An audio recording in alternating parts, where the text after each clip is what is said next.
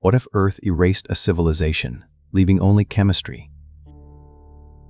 You and I can test that wild thought without drift into fantasy, because rocks and ice remember events long after buildings fall. Think of today as a calm walk through those memories. A method, not a myth. A checklist, not a campfire tale. When I say industrial civilization, I mean a species that extracts energy at scale, reshapes landscapes, and synthesizes new molecules that nature rarely makes. When I say hypothesis, I mean a proposal you can try to break with measurements. If deep time hid such a culture, it would have left specific fingerprints. Here's the agency piece for you within the first minute. You can test big claims against rocks, ice, and isotopes, which are versions of atoms defined by how many neutrons they keep. If a claim fails those tests, it does not matter how exciting the story sounds. Start with a thin band of clay that circles the planet, a horizon made famous where the age of reptiles ends and the age of mammals begins. That band is rich in iridium, a heavy metal rare in Earth's crust, but common in certain space rocks. A global layer plus impact debris tells a story of collision, not industry. Notice how a single horizon can hold two truths at once: a sudden catastrophe and a long recovery. You can read grain sizes, the glassy fragments that cooled mid-flight, and the chemistry of the metals to separate spacefall from smokestack. The planet's memory is not poetic, it is layered and literal. So what would a machine age leave that a volcano would not? First, timing. Industry ramps fast, over centuries, not over hundreds of thousands of years like the largest flood basalts.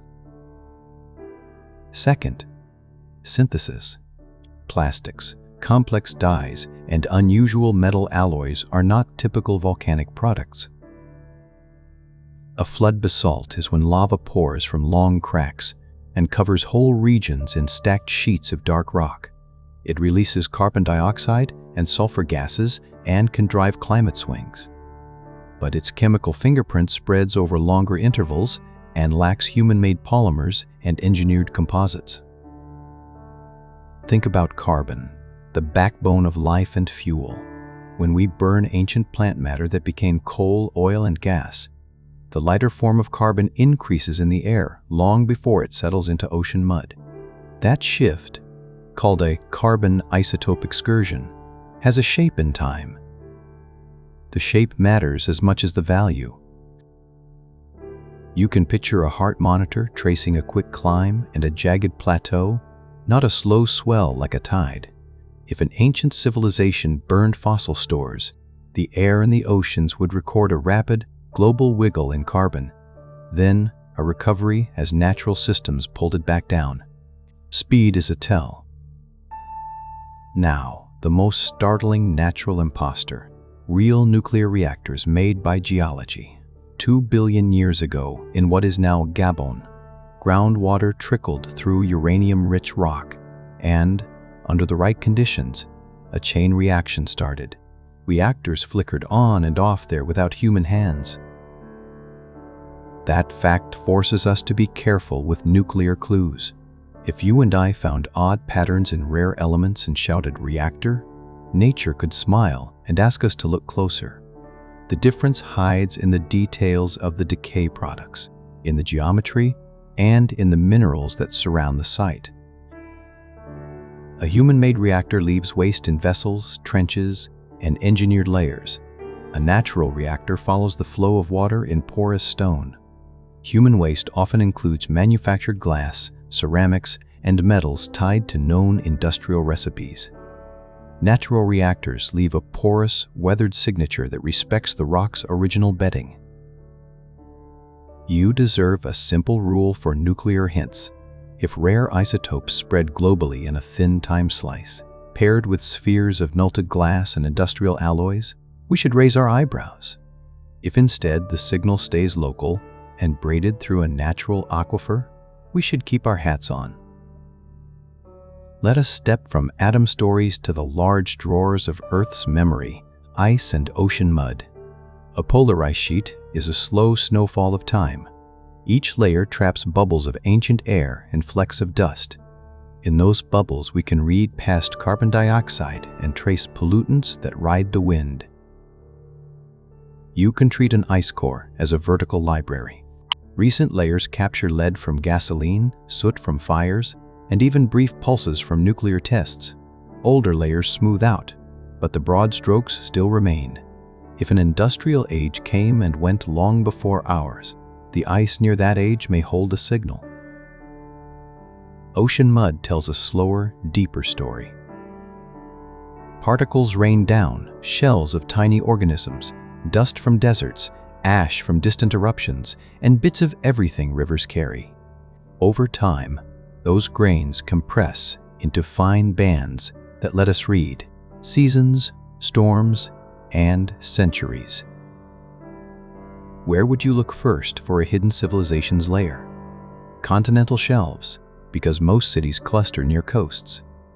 Deltas, because they trap what a culture throws away. Enclosed seas and oxygen-poor basins, because low oxygen slows decay and preserves delicate traces. What counts as a technofossil? A fossil of technology. Think of plastics hardened into rock with sand and basalt. A fused material sometimes called plastiglomerate. Think of concrete chunks with rebar ghosts and aluminum nodules that never form in nature without smelters. You can also count bones that prove we reshaped life. The modern broiler chicken grows fast, with bones that look different from wild birds. If left in huge numbers, those bones become a marker. A prior civilization might have left its own domesticated creatures in startling abundance. Yet plastics complicate the story. Sunlight cracks long chains into short fragments. Heat and pressure alter them, and hungry microbes can nibble. Even so, some fragments persist in mud, lodge in lake bottoms, and wash into caves. A fraction will survive far longer than a shopping bag ever should. Here is a clean way to think about plastics in deep time. We will not find neat bottles. We will find chemical shadows, strange spikes of certain hydrocarbons, tiny spheres formed in smoke, and clots where molten plastic fused with beach gravel. Those shadows sit in layers you can date. Another discriminant is synchronization. An industry that spans the globe will stamp several continents at nearly the same time. Volcanoes can be global in effect, but their ash chemistry points back to a region, and their gas surges often roll out in waves over much longer windows. Let us explore metals. Lead, mercury, and copper leave telltale ratios when smelted in large amounts, and tiny glassy spheres form when coal burns hot in power plants. These spheres, called fly ash by engineers, settle into ponds and rivers and later rest quietly within the rock record. Nature does make metal spherules during lightning strikes and eruptions, but their composition and size distributions differ. Human-made ash spheres cluster around specific diameters and carry trace elements in proportions tied to fuel and furnace. The statistics of many grains tell the story that one grain cannot. Fertilizer leaves another mark. When we fix nitrogen from the air to feed crops, the balance of nitrogen isotopes shifts in soils and rivers. A civilization farming at planetary scale would push that balance in a direction hard for forests or volcanoes to mimic. You might ask whether rivers and oceans would simply erase the details. They do blur edges, but they also sort materials by size and weight, making tidy bands. Engineers call this sorting by settling velocity. Geologists call it stratification. Both produce order that helps us decode the past. There is also the issue of time's repair crew, plate tectonics, erosion, and metamorphism. Continents dive under one another, mountains rise and grind down, and heat bakes old rocks into new forms. Even so, Many basins are long-lived, and some layers sit undisturbed for tens of millions of years. Because of that, the hunt is not hopeless. We aim for places with slow sediment, low oxygen, and gentle burial. We favor caves and sinkholes that swallow artifacts. We love lakes that never fully mix, so that each year lays down a quiet page. The search is biased, but it is not blind. Let us write a calm checklist together. 1. A rapid global carbon shift with a sharp beginning. 2. Widespread soot and fly ash spheres with industrial trace elements. 3. Synthetic molecules that nature rarely assembles, locked in clays or peat. 4. Unusual metal concentrations and alloys that require smelting, paired with sediments that show mining scars upstream. 5. Local to regional sites of concentrated radiogenic residues with engineered glass or ceramic matrices. 6. Technofossil materials such as plastic-fused rocks and concrete conglomerates. 7. Biological signals of domestication and selective breeding, such as bone shapes and growth rings that indicate controlled diets. 8. A tight synchrony among continents for several of those signals within a narrow slice of time. 9. An absence of volcanic ash chemistry matching the signals. If at least half that list shows up together, the claim deserves attention. If only 1 or 2 items appear, and natural causes fit just as well, the burden of proof remains unmet. Skepticism here is not cynicism, it is care for the truth. Now we cross-examine our impostors. Flood basalts give you long carbon rises and sulfur-rich layers, but they do not synthesize nylon or polyethylene. Large impacts give you iridium spikes and glassy spherules thrown worldwide, but they do not manufacture aluminum alloys or lay out concrete slabs. Natural nuclear reactors, while astonishing, sit in specific geological settings and lack industrial containers and waste handling signatures. River fires and peat fires make soot, but their distribution mirrors ecosystems, not shipping lanes and power grids. The atlas of clues matters as much as the chemistry. You might wonder about time resolution. An ice core can separate winters and summers for the recent past, then blur centuries deeper down. Ocean mud records are slower but steadier. We compensate by stacking records from many places until a coherent picture emerges. Precision dating joins the effort. We count layers, use radioactive decay clocks in tiny crystals, and track the flip of Earth's magnetic field trapped in cooled lavas and clays. These tools let us line up faraway archives and ask whether a spike in one place matches a spike in another. If you are listening with a healthy, raised eyebrow, good. The point is not to convince you that a hidden civilization existed.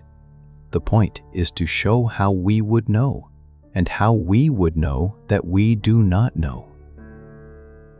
Let us return to plastics for a moment because they are both fragile and stubborn. On sunny beaches they crack, in warm currents they fragment, and in soils microbes can chew some chains. But in cold, dark mud with little oxygen, fragments can last and carry chemical fingerprints. A strong test would look for a layered world survey of plastic fragments, each at the same depth, once you adjust for local sediment rates. Add to that a rise in certain additives that resist decay, and you have a signature that mimics our own century yet shifted in time. Metals tell a compatible story. Aluminum does not appear in pure form in nature because it binds tightly to oxygen. It takes enormous energy to smelt. If a rock layer shows abundant metallic aluminum nodules or its corrosion products alongside engineered silica glass, that is a bright flag. Consider also the shapes of land. Canals cut with geometric consistency, Quarries with benching marks and rectilinear foundations leave patterns visible in seismic images and ground-penetrating surveys long after the eye sees only hills. Geometry is a stubborn witness when chemistry fades. Now, an important humility check. Our own layer is loud because we are near to it. Future geologists will see only what survives burial and sampling bias. A prior civilization might have been smaller, shorter, or more careful with materials. The trace could be faint, but faint does not mean undetectable. That is why we keep both the big brush and the fine brush. We scan satellite images for suspicious geometry, then kneel over cores to count pollen grains and soot spheres. We match grand patterns to tiny particles and ask whether they tell the same story. The climate signal deserves another pass because it knits many strands. Burning ancient carbon lowers the heavy form of carbon in the air and oceans, warms the planet, and acidifies seawater. Flood basalts can also warm and acidify, but they typically do so with different pacing and co-signatures. By co-signatures, I mean companions in the record. With flood basalts, you expect layers of ash and characteristic metals. With industry, you expect synthetic compounds and sudden land use shifts that change pollen and sediment grains. The company each clue keeps matters. Agriculture leaves a botanic echo. Pollen from grains and oil crops increases, tree pollen falls, and soil erosion delivers thicker, coarser layers to lakes and deltas. If a prior species plowed vast fields, botany would remember, even if no plow survived. There is also a planetary pattern worth watching: the number and distribution of large mammals. Our age concentrates a few domesticated species in huge numbers and decreases diversity in many regions. Bones and ancient genetic material fragments speak softly, but carry long distances in sediments.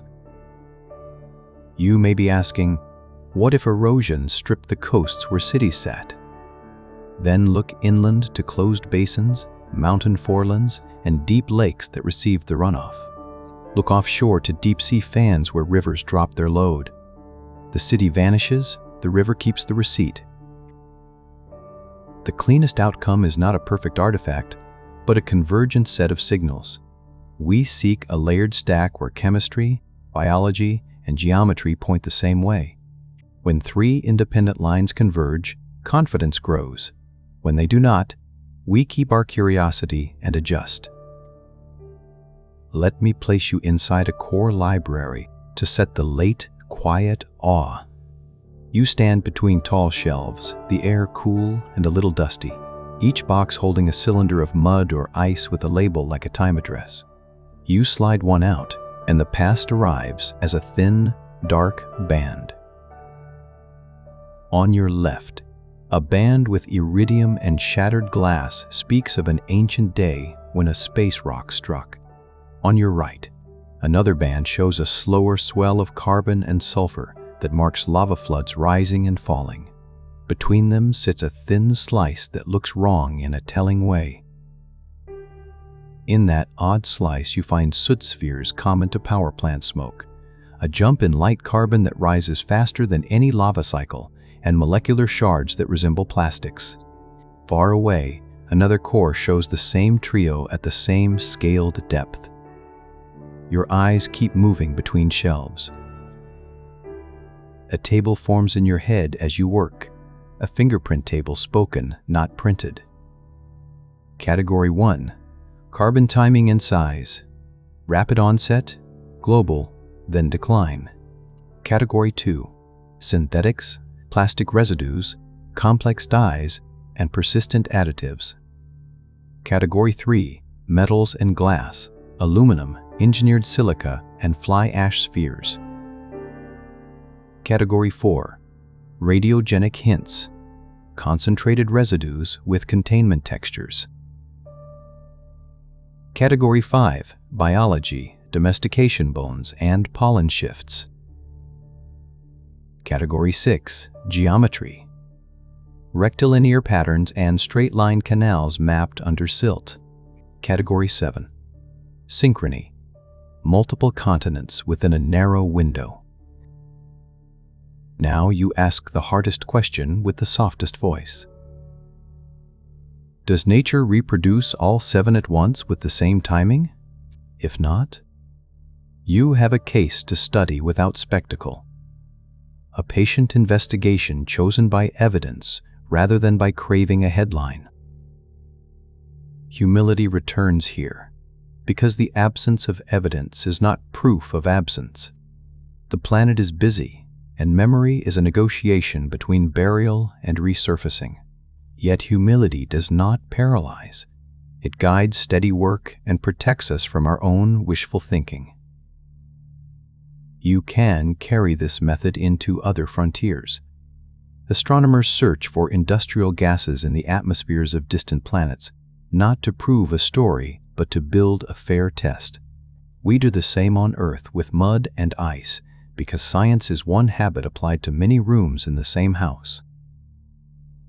If you enjoy a closing image, hold this: a core sliced open under quiet light, a black band thin as a fingernail, a whisper of soot spheres caught in clay, and a trace of a polymer that once was a bag. The line is small, the questions are large. Whether we were first or not changes less than you think, because the real lesson is survivability and stewardship. If we want our story to be legible to distant readers, human or otherwise, we should choose materials and habits that do not poison the page. That, too, is a measurable choice. So here is the checklist. One last time in plain speech. Seek fast global carbon shifts, synthetic compounds in natural layers, metal and glass that require furnaces, radiogenic residues with engineered textures, domestication signals, rectilinear geometry, and synchronized horizons across several continents. Then ask what natural event could mimic all of that at once. If your answer is silence, the investigation deepens. If your answer is a flood basalt or an impact, you can show the mismatched pieces calmly and move on. Either way, you have practiced the art of turning a big claim into a testable question. You came for mystery. You leave with a map. Rocks, ice, atoms, bones, and geometry do not care about our narratives. They care about what happened. Read them with patience, and the planet will tell you where our story fits among older, louder chapters. To ground all this in fieldwork, walk with me to a broad river delta at low tide, the air wet and a little salty, the mud firm enough to take a core barrel. We set a tripod, press a hollow cylinder down through the layers, and pull up a column of time. The topmost gray is soft and smells faintly of algae. The next few centimeters darken toward chocolate. Then a pale band gleams with fine silt that drifted in after distant storms. Each band is a sentence you can read with patience and teamwork. We cap the core, label the depth, and note the water level, wind, and weather, because context turns mud into meaning. Back in the lab, the core will settle in a cool room while we log photographs and mark horizons with thin strings. You then slice tiny samples with a clean blade, weigh them, and take them through gentle solvents to tease out organic molecules. Gas chromatography with mass spectrometry separates and identifies these molecules by how fast they travel and how they break apart. If a technological signature hides here, it might be a cluster of long-lived additives, a family of stabilizers, or the burnt remnants of polymers. These do not arrange themselves in neat brand labels. They appear as peaks and shoulders, a skyline of chemistry. At the same depths, you measure the ratio of carbon isotopes, which just means you compare lighter and heavier forms of the same element to see if ancient fuel burned rapidly. Pair that with nitrogen isotopes that reflect fertilizer and livestock, and a picture sharpens. Another tray holds grains washed from the mud and fused into tiny spheres by intense heat. Under the microscope, they look like beads fallen from a necklace, perfectly round or slightly dented from cooling in air. You count sizes and measure trace elements to separate factory smoke from volcano breath. Now move to the metals table. We digest a pinhead of sediment in mild acid and ask the instrument to tell us which elements and in what proportions. Aluminum with the company of engineered silica and copper in certain ratios suggests smelting and casting, not a natural fire. We are careful with language here. A single odd value is a rumor. A cluster of lines that rise and fall together is testimony. The more independent witnesses you gather, the less likely you are to mistake a curiosity for a civilization. You might hope for a buried city block, but time is not kind to straight lines above ground. Instead, you map with ground-penetrating radar, which sends radio pulses into the earth and listens for echoes from buried changes. Rectangles, canals, and layered fill stand out against natural curves. Magnetic surveys add another layer. Fired bricks and cooled slags carry a record of the magnetic field at the moment they hardened, and that record differs from the soft magnetism of clays. A patchwork of crisp directions arranged in geometry sets whispers of walls. We also read the language of cement. Concrete forms crystals as it cures, and later it picks up carbon from rain and soil. Where steel once ran, rust leaves halos and empty channels.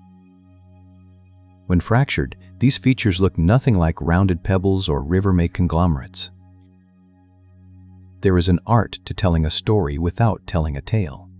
We state only what the layers allow, then stop. If a stratum holds soot spheres, a surge in light carbon, and polymer fragments, we say that, and invite others to measure the same depths elsewhere. Now for a tour of impostors and their tricks. Peat fires can blanket valleys with soot, but they come with plant waxes and charcoal that fit local ecosystems, not synchronized global patterns. Lightning can melt sand into glass, but it leaves branching, shallow scars, not a worldwide horizon. Meteor impacts bring exotic metals and global dust, but they have a special mineral mix and a burst of high-temperature glass with shapes that tell of flight and splash. Flood basalts give thick stacks of lava and long-lasting gases, not a sudden lace of synthetic compounds. In the lab, we guard against our own wishes by hiding sample identities during analysis. The person reading the instrument does not know which slice the team suspects. The story emerges only after the numbers are locked, like revealing a photograph after the chemicals have done their work. Rates matter as much as values. A fast change in carbon, nitrogen, and trace metals packed into a few thin layers points one way, a slow swell spread across thick mud points another. We test the timing by counting annual bands where they exist, and by pairing different clocks where they do not. Consider bones again, because biology is a loud witness. Domesticated animals often grow faster, with thicker, more curved bones and different tooth wear from controlled diets. If a layer holds vast numbers of such bones alongside signals of industry, the chorus grows stronger. Plant pollen records changes in fields almost like a census. Grasses and grains rise while trees fall when forests are cleared. Lakes downwind of farmland build up thicker layers of silt that carry tiny spheres from smoke and hints of fertilizer washed from soil. You might ask how long a civilization must last to leave a clear mark. The answer is less about years and more about scale and kind of energy.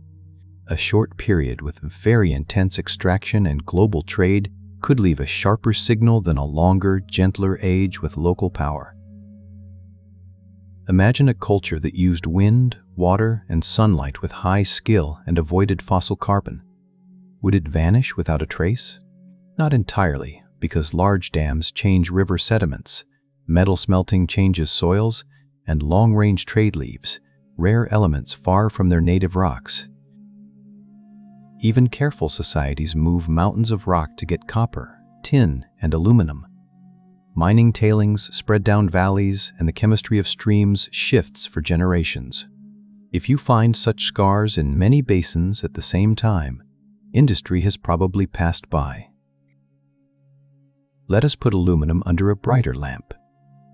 To free aluminum from its oxygen partner, you need intense heat and electric current in a bath of melted minerals. That process creates distinct waste salts and leaves a trail of power generation that shows up as soot and metals unless energy came purely from water. Steel has its own fingerprints. Slag from furnaces carries shiny droplets and magnetic grains with compositions that natural rocks do not match. When steel sits in wet soil, it leaves linear rust features and sometimes a faint magnetic line you can map without digging. Ceramics remember temperatures by which minerals they lock in, and glazes trap metals that color them. You may find no intact pots, yet shards ground to sand will still push the chemistry of a layer toward values, unlikely in untouched clay. Dyes and pigments travel by rivers and settle in estuaries. Some include elements such as chromium or cobalt in unusual proportions. Centuries later, the sediment carries those choices forward, a palette frozen in mud that can outlive walls and stories. As we widen the search, we also pre-register our plans to avoid bias. That means we state in advance where we will drill, what we will measure, and how we will judge success. The rule is simple. Decide the test before you look at the answer. A practical tip for you should you read a claim of hidden industry. Ask for the trio: chemistry, biology, and geometry.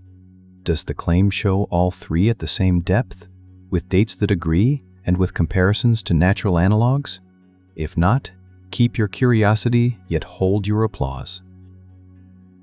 We should also consider deserts and caves, because dry and dark conditions slow decay. In caves, minerals that drip from ceilings can coat objects with a stony shell that preserves their shape. In deserts, even tire treads can imprint layers that later harden into fragile rock. Offshore, submarine landslides carry city debris down steep slopes into deep, quiet plains. There, oxygen is scarce and scavengers are few. If a technological layer exists, these plains are places where the page might still be legible after ages. The hardest part of this search is accepting partial stories. You may find 2 strong signals and 1 missing line. You then widen the circle of sites rather than stretching the claim. Patience is not glamorous, but it is how truth hardens. Consider a thought experiment about city materials. Replace glass towers and steel bridges with timber and stone, and much would decay cleanly. Yet the mines that fed even a modest metal craft would still leave chemical shadows, and forest clearing would still rewrite pollen ledgers. Fire regimes are another witness. Industrial age landscapes often see fewer natural fires, but more controlled burns and sudden urban blazes. Charcoal layers then arrive with different timing and grain sizes than in purely natural cycles, and they often ride with soot spheres from power plants. Shipping leaves heavy fuel residues and spreads organisms far from their native waters. In the rock record, that can appear as sudden arrivals of shells and microfossils in harbors and bays where they do not belong, alongside residues of dense oils and metals from anti-fouling paints. Agricultural terraces and irrigation channels change the geometry of hillsides and valleys. Even when filled, the soil layers inside terraces differ from the surrounding ground, with imported silt and mixed pebbles. The pattern repeats across slopes in ways that rivers alone rarely produce. When we ask machines to help, we feed them images of cores, spectra of chemicals, and maps of anomalies, then demand that they explain which features drive a decision. A black box is not enough. We want plain reasons that a human can check with a hand lens. Even with care, error creeps in through contamination. Modern plastic dust falls everywhere. Laboratory tubes can shed material. Even the oils from our skin matter. We run blanks, duplicates, and standards to measure our own fingerprints and subtract them away. Time now for humility's partner, imagination. Picture a civilization that flowered on a continent now subducted into the mantle over tens of millions of years. Most of its cities would be gone. Yet, river fans on neighboring plates might still hold the chemistry of its trade. Or, think of a culture that built mostly in ice and wood, thriving in high latitudes, with energy from tides and wind. Little would remain except changes in coastal sediments, altered shell chemistry from overfishing, and the faint echo of metals where tools were made. Because many paths could have been walked, we avoid any single silver bullet. We prefer families of clues that arrive together from different causes but the same source. The more diverse the data, the more robust the inference. I promised you a method, so here is the full framing. Start with fast timing, global spread, and synthetic compounds. Challenge with volcanoes, impacts, and natural reactors. Discriminate with alloys, engineered textures, domestication signals, and rectilinear geometry across continents. Then repeat the test with new sites and new hands. If the pattern holds under different teams, instruments, and seasons, confidence rises the way a tide lifts all boats. If it fails, thank the failure, because it saved you from a beautiful mistake. You can carry this habit beyond ancient industry. When you hear a sweeping claim about any mystery, ask for timing, magnitude, and companions in the data. Ask what natural event produces the same companions and where that event would leave a different kind of scar. Back in the core library, you return the boxes to their shelves and write the day's notes. The room is cooler than the hallway, the lights soft, the labels tidy.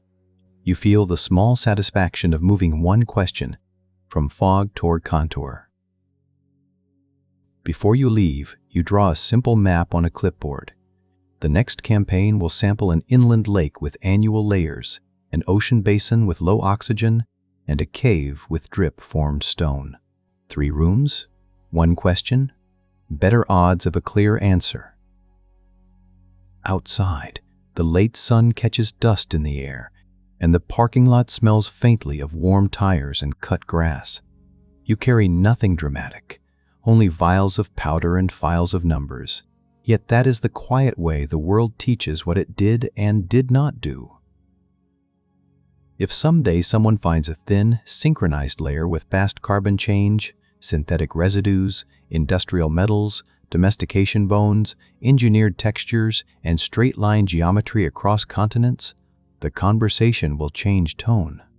Until then, we practice careful attention. Careful attention is not slow.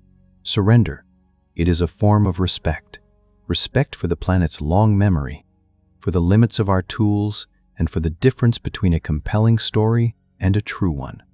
You do not have to choose wonder or rigor. You can hold both. So carry this map when the next grand claim arrives. Look for the synchronized horizons, the chemistry that fits no volcano, the metals that need furnaces, the bones of animals remade by hands, and the geometry that water cannot draw. Then ask for echoes on other shores. The last image for your pocket is simple. A lab bench, a core slice, a shallow dish of grains that glitter under a lamp, and a notebook where you write a single clean sentence about what the evidence says. That sentence is how we honor both curiosity and truth. We began by asking whether Earth could erase a civilization and leave only chemistry. The answer is that chemistry does not speak alone. It sings in a choir with bones, metals, shapes, and time. If a prior chorus exists, patient ears will find it. We can widen your toolkit with sulfur and mercury, two travelers that ride smoke and steam. Volcanoes push sulfur hard and long, but power plants and smelters often pair sulfur with metals and with soot spheres in a tight band. You will also watch for mercury bound to organic matter, because coal carries ancient mercury that releases when burned. A civilization that leaned on coal would leave brief spikes of mercury in lake mud and peat that coincide with other industrial hints. Strontium and lead add another layer of discrimination. When people mine different mountain belts, the ratios of isotopes in lead and strontium shift in patterns that trace trade routes and ore choices. Rivers faithfully deliver those patterns to deltas and shelves. You can think of those ratios as regional accents embedded in dust and silt. A global trade network blends accents across oceans faster than wind and rivers alone. If accents suddenly mix and then fall quiet, industry likely spoke for a while and then fell silent. Oxygen and hydrogen in shells tell you about temperature and rainfall. Rapid warming shows up as lighter oxygen in shells and ice, and it pairs with a rise in light carbon when ancient fuels burn. Flood basalts can warm, yet they often lack the synthetic companions and the pacing we expect from industry. We should talk about shape in time with more care. An anthropogenic pulse tends to climb quickly, hold briefly, and fall as systems pull it back or as the source stops. A magmatic pulse often builds in steps that map to episodes of lava supply and tectonic breathing. Here is a friendly cross-check you can carry anywhere. When chemistry says fast and global, biology should twitch at the same horizon, and geometry should show intensified straight lines or dredged channels nearby. 3 different senses should feel the same tap. Now we take you to an oxygen-poor seafloor basin where the water barely mixes, so the bottom stays still and dark. Each year paints a thin couplet of light and dark mud, a natural page that preserves tiny details, including smoke beads and pollen shifts. In such basins, the bottom few centimeters remain undisturbed by burrowing for long periods, so the record keeps crisp edges. You gain a slow, steady view of change, a perfect place to test our checklist. We should add the Paleocene-Eocene thermal maximum to our set of natural lookalikes. It was a geologically rapid warming with a strong shift toward light carbon, yet it arrived without plastic residues, without fly ash spheres, and without engineered aluminum or concrete. That ancient fever still teaches us about speed limits and natural carbon release. When your core shows a faster change than that episode, and you also see synthetic chemistry and industrial metals, the scale tips toward machines rather than mantle. You will find comfort in pre-registering your questions before you sample, because commitment guards against hindsight editing. Write the target depths, the measurements, and the decision rules, then follow them when the mud reaches the bench. Clarity is a quiet courage. Collaboration multiplies that courage. Invite independent teams to collect parallel cores and run their own labs, then compare without forcing agreement. When 2 careful groups see the same layered pattern, confidence becomes communal rather than personal. We can sketch a global survey you could fund if resources allowed. Choose a grid of continental shelves near ancient river mouths. Pick a set of deep basins with low oxygen, and add a handful of varved lakes that preserve annual laminations like tree rings in mud. In each site, measure carbon forms, nitrogen forms, key metals, synthetic organics, and particle shapes. Catalog pollen and spores, count smoke spheres, and map any rectilinear patterns with non-invasive imaging. Publish the full raw files so strangers can test your claims. You will also want to visit caves that breathe slowly. Drip-formed stone records. Chemistry in bright bands of calcite and sometimes catches soot and metals inside its crystals.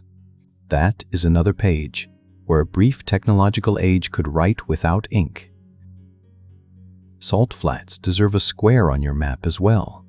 In places where water evaporates and leaves behind crusts, delicate objects can desiccate rather than rot, and salts can entomb fibers and films of polymer.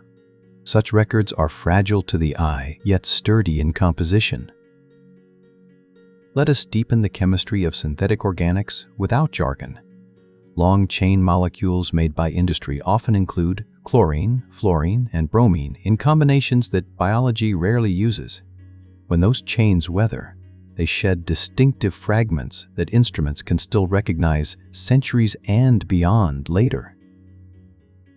Polychlorinated biphenyls, dichlorodiphenyl, trichloroethane, and similar families linger in sediments and bind to fats. Even when their parent molecules break down, daughter products persist and create a family resemblance that is hard for nature to counterfeit at scale. Polycyclic aromatic hydrocarbons arrive both from forest fires and from engines, yet their internal balance points to source. Higher weight members and certain positions on their rings rise in industrial smoke. A layer that matches engine patterns across oceans tells a story of machines. You can also tune your ear to the sound of black carbon, which is a stable form of soot that resists decay. Natural fire leaves a mosaicked pattern that follows climate zones and plant types, while concentrated shipping and power belts draw bands that run along coasts and straits. Geometry returns with rivers straightened into shipping lanes and coastal shelves dredged into steady depths. Even when filled, these forms echo in acoustic surveys as parallel lines and sudden flat terraces. Water alone prefers curves that meander and braid rather than grids that insist. You may wonder about continental drift, erasing everything. True, plates move, yet many basins ride quietly for very long times on stable crust. The human layer already deposits in 1,000 places. A prior layer could have done the same, increasing the odds that at least a few survive. A helpful mental model is redundancy. If your claim hangs on a single core from a single basin, your confidence should stay humble. If your claim rests on dozens of cores across oceans and lakes that agree within dating uncertainty, your confidence may walk a little taller. Let us speak about dates, because time alignment is where good ideas go to prove themselves. Radiometric clocks in tiny crystals called zircons give ages for ash layers, while the slow flip of Earth's magnetic field leaves stripes that let us match sites far apart. We also use the orderly fall of certain atoms toward stability as a clock in shells and bones, and we cross-check with tree rings and ice layers where possible. No single clock is perfect, but together they constrain the story until the slack is small. Some places have strong currents that erase layers as fast as they form. In those settings, you shift to protected embayments, fjords with shallow sills, and inland seas whose deep waters rarely mix. The world still provides niches where quiet pages accumulate even during wild centuries. You might find inspiration in the quiet regularity of varved lakes, where each year adds a summer light layer and a winter dark layer. Within those couplets, a single storm lays a distinct sheet, and a single factory upwind leaves a narrow blackened thread. The social lesson inside this search is gentle. You do not need to choose between romance and rigor. You can hold wonder with one hand and a sieve with the other, letting curiosity invite you into the lab while measurement decides the final tone.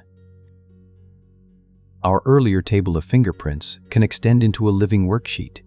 Add a column for expected natural partners, a column for the discriminant, and a column for timing.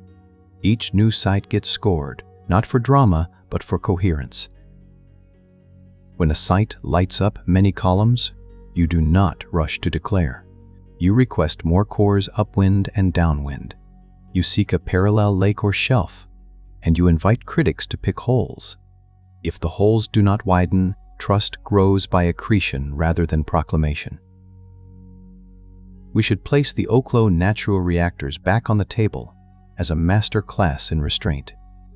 They show that nature can stage a performance we once thought uniquely human. The response is not to despair, but to sharpen your eye for containment textures and engineered residues that water-shaped rocks never make. Industry often leaves layered waste in trenches with repeating lifts of compacted fill. Natural systems rarely pack layers in such tidy, repeated geometry. When you scan a site and see the rhythm of human habit in the ground, you mark a star and dig carefully. Your curiosity may drift toward lost libraries and coded stones, yet the sober truth is that chemistry, bones, and shapes are the most faithful scribes. Stories can be invented, but isotopes do not lie for long, and pollen has no interest beyond where the wind blew. We can sketch 3 candidate regions as exercises. First, a drowned coastal plain now under a shallow sea with muddy shelves. Second, a deep rift lake in a dry climate with annual laminations. Third, a semi-enclosed sea with limited circulation and an anoxic bottom. For each region, you plan transects from river mouth to outer shelf, or from shoreline to deepest point. Use space cores along these lines at regular intervals, sample with the same tools, and keep the chain of custody as if these were legal documents. Back in the lab, a clean room keeps modern dust away from ancient whispers. You wear cotton, avoid plastic where the test concerns plastic, and log every solvent and rag. The goal is not perfection, but transparency about what could have touched the sample. You then split the core, photograph the face, and wrap one half as an archive so that others can return to it later. The working half becomes thin slices, powders, and extracts, each labeled with position and depth. Because position in a story matters as much as the words. Results arrive in waves. A graph shows carbon shifting, another shows a burst of soot spheres, and a table lists trace metals in odd proportion. You resist the urge to connect dots too soon, and you ask instead whether a volcano at that time could have done the same. A volcano would gift you ash with glass and crystals that point home, and its gases would likely linger over longer seasons. If your layer lacks that ash or places it far away in time, the natural rival weakens. You keep comparing until only one story stands comfortably. The Paleocene, Eocene. Thermomaximum teaches another caution. Natural reservoirs can belch carbon fast when nudged, perhaps when the ocean warms or when frozen methane destabilizes. But even in that fever, there was no chorus of plastics, engineered alloys, and rectilinear ground shapes. Let us walk through an imaginary but disciplined find. In a shelf core, you meet a thin horizon with a sharp light carbon spike, a rise in nitrogen patterns that match fertilizer, an increase in copper and lead with ratios tied to mining districts and polymer residues. In a distant lake of the same approximate age, a dark lamina holds smoke spheres of the power plant kind, pollen evidence of fields expanding, and the same family of synthetic fragments. In a cave, stalagmite, a bright band formed with more chlorine-bearing organics and a pinch of metals. Geometry joins with buried straight lines mapped offshore and filled channels cut through old dunes inland. The timing aligns within the error bars of your clocks. The picture does not shout, yet it speaks in many calm voices at once. Even then, you would publish as a question framed by tests. You would outline the natural rivals, list the discriminants, and invite competing explanations. You would suggest the next 10 places to look and the precise layers to measure there. The heart of our method is not closure, but clarity. A clear map lets other minds walk the same path and either meet your footprints or find a swamp you missed. In both cases, knowledge grows sturdier and the fog thins for everyone. Some listeners ask whether an elegant, low-waste civilization could avoid the record altogether. The answer is that even care leaves trace, because scaling up any craft changes flow in rivers, chemistry in soils, and the shapes cut into land. Absence shrinks, but it rarely vanishes. Others ask if life in the ocean could build machines and avoid land. A marine industry would still alter the balance of shells and the chemistry of seawater. It would still leave metal-rich tailings at vents, and it would still straighten and deepen channels. We have stayed grounded on Earth, yet I will offer one outward echo. When astronomers search for technology on distant worlds, they look for gases and night-side lights that nature rarely produces. Your core in a box and their telescope share the same habit of asking, what else could have done this?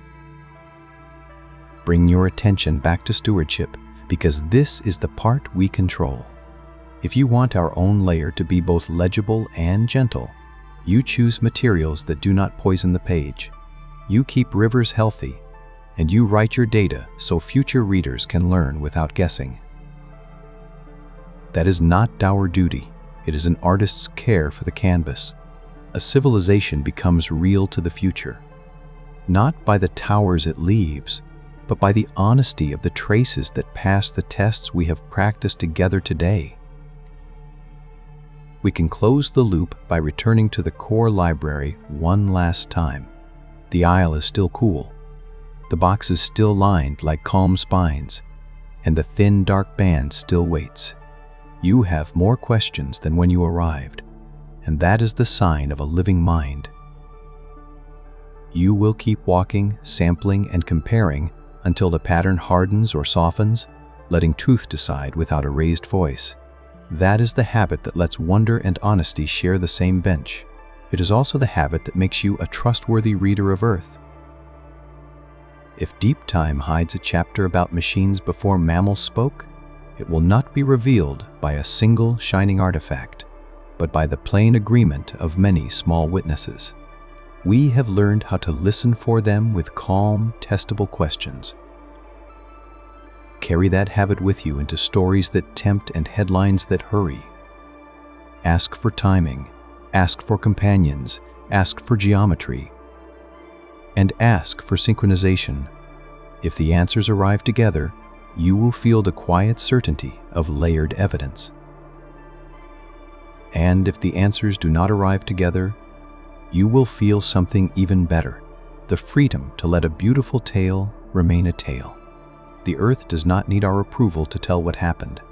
It needs only our patience and our willingness to test.